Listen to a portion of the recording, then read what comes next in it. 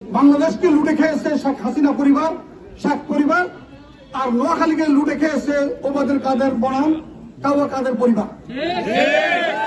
এই কাওয়া কাদের নেতৃত্বে, কাওয়া কাদের প্রশ্রয়ে মির্জা কাদেরের বাহিনী এই অঞ্চলকে আজকে এই নদী ভাঙ্গনের মুখে ফেলে দিয়েছে।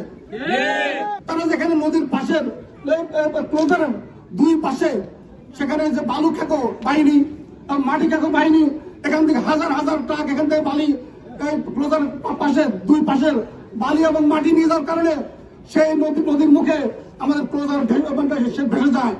আর ভেসে যাওয়ার কারণে হাজার হাজার লক্ষ লক্ষ মানুষ, এই অঞ্চলের মানুষ, কোম্পানি মানুষ, সোনাগাছের মানুষ নদীর গর্ভে বিলীন থাকে। নোয়াখালীতে সেরা স্টেক ফুড সহ রুচিশীল সব খাবার উপভোগ করতে চলে আসুন চৌমুহনী মোর্শেদ আলম শপিং কমপ্লেক্সের ৫ম তলায় স্টেক ভ্যালিতে।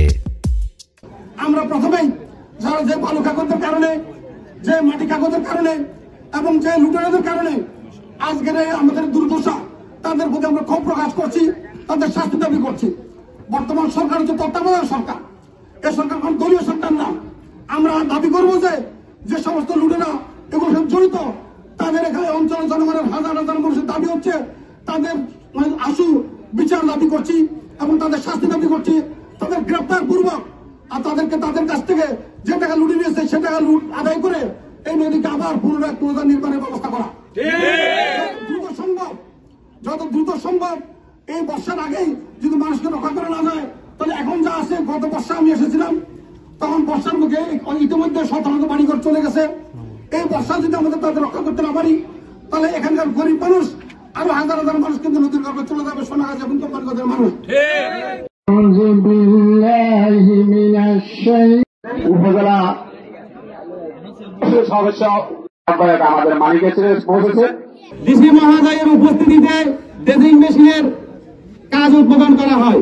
সেই থেকে কয় মাস হলো আপনারা চিন্তা করেন, কিন্তু এখন পর্যন্ত আমরা এর কোনো সুফল পাই নাই।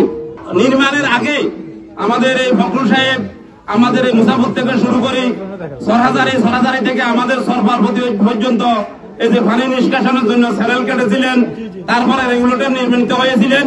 কিন্তু রেগুলেটরটা নির্মিত হওয়ার পরে রেগুলেটরের গোয়া থেকে এই ফ্যাসিস্ট সরকারের দালালেরা, মির্জার গুন্ডা বাহিনী এখান থেকে বালু উত্তোলন করার পর এই রেগুলেটরটা ধ্বংস হয়ে গিয়েছেন। আমরা তত্ত্বাবধায়ক সরকারের প্রধান এবং পানি উন্নয়ন বোর্ডের প্রধান যিনি আছেন ওনার প্রতি আমরা উদাত্ত আহ্বান রাখবো যাতে করে অতি দ্রুত আমাদের কোম্পানিগঞ্জ এবং সোনাগাজী রক্ষার্থে এই বেড়ি নির্মাণ, এই রেগুলেটর নির্মিত হয়। এই আগামী বর্ষা থেকে এদের এই লোকগুলোকে ভাঙনের হাত থেকে রক্ষা করার জন্য আমি সরকারের সংশ্লিষ্ট দপ্তরের কাছে আবেদন জানাচ্ছি। লক্ষ্মীপুর আইডিয়াল আলিম মাদ্রাসা জাগতিক ও নৈতিক ইসলামী শিক্ষার সমন্বয়ে আপনার সন্তানকে সৎ, যোগ্য, আলেমে দ্বীন ও দেশপ্রেমিক সুনাগরিক হিসেবে গড়ে তোলার অঙ্গীকার নিয়ে লক্ষ্মীপুর আইডিয়াল আলিম মাদ্রাসা আছে আপনার পাশে। এখানে প্লে থেকে আলিম পর্যন্ত সাধারণ বিভাগ, বিজ্ঞান বিভাগ, হিফজুল কোরআন ও গার্লস শাখায় ভর্তি চলছে। এখানে রয়েছে উন্নত যোগাযোগ ব্যবস্থা এবং রুচিশীল ও শিক্ষাবান্ধব পরিবেশ, আবাসিক অনাবাসিক ডে কেয়ার ব্যবস্থা। লক্ষ্মীপুর আইডিয়াল আলিম মাদ্রাসা, কোর্ট বিল্ডিং সংলগ্ন, জমুল স্টেশন, সদর, লক্ষ্মীপুর। নোয়াখালী টিভি, বৃহত্তর নোয়াখালীর প্রতিচ্ছবি।